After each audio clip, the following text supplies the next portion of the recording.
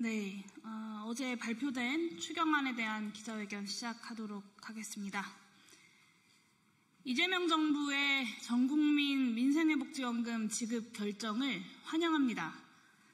어제 이재명 정부가 전국민에게 민생회복지원금을 지급하는 2차 추경안 편성을 확정지었습니다. 보편적 민생회복지원금은 수년 동안 저의 의정활동에서 특별히 공을 들여서 그 필요성을 주장하고 입증해온 정책 중에 하나입니다. 내수부진을 극복하고 민생경제에 활력을 불어넣을 것이라는 확신이 있었기 때문입니다. 시행을 눈앞에 둔 보람이 남다릅니다. 국민의 위대함을 다시금 깨닫습니다. 이번 민생회복지원금은 취약계층을 더 두텁게 지원하면서도 전국민 보편 지급을 관철했다는 점에서 그 의미가 큽니다. 한계 소비 성향이 높은 저소득 취약계층에게 충분한 액수의 추가 지원은 재정 지출의 승수 효과와 사회적 정당성을 동시에 제고합니다. 그러면서도 15만 원을 지급받는 소득 상위 10%를 제외하면 전체 국민이 기본적으로 25만 원을 지급받습니다. 전국민 보편 지급은 누구도 소외시키지 않는다는 점에서 공동체적 통합력을 높일 것입니다.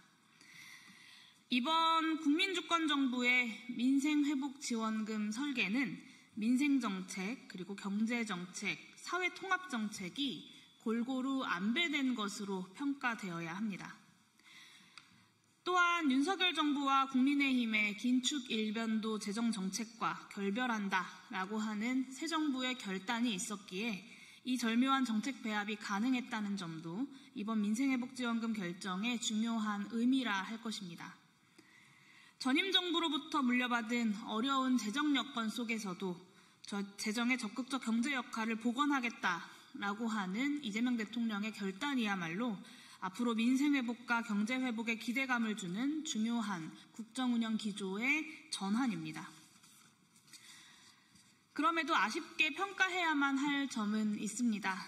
저는 민생회복지원금과 같은 내수진작 경제정책이 우리 경제가 정상회복 궤도에 들어설 때까지는 상시화될 필요가 있다라고 주장해왔습니다.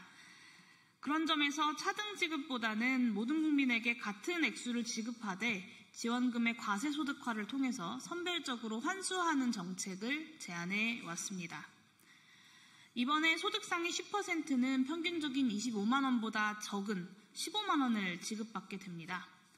상위 10%의 선별에 드는 행정 낭비는 물론 그 소득을 어느 때 기준으로 어떤 대리지표로 확정할 것인지를 놓고 여전히 형평성 문제가 잠복해 있습니다. 지원금의 과세소득화는 지원금을 지급받는 바로 그 해의 소득을 기준으로 소득이 클수록 차등적으로 더 많이 환수될 수 있으므로 행정적 효율성을 제고하고 형평성 시비를 불식시킵니다. 이런 장점에 더해서 재정의 적극적 경제 역할을 위한 바람직한 조세 정책의 작은 원형으로서도 의미가 있다고 할 수 있겠습니다. 민생회복지원금은 결코 일회성 정책이 아닙니다.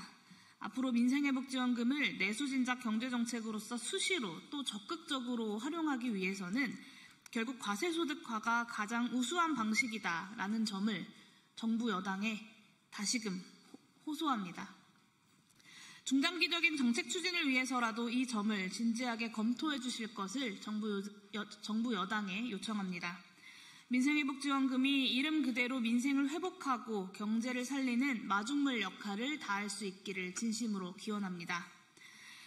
기본소득당은 다가오는 국회 추경심의 과정에서도 전국민 민생회복지원금 지급이 완수될 수 있도록 최선을 다하겠습니다.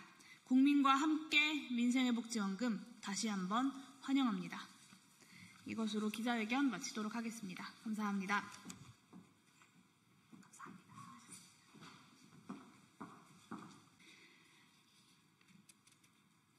네,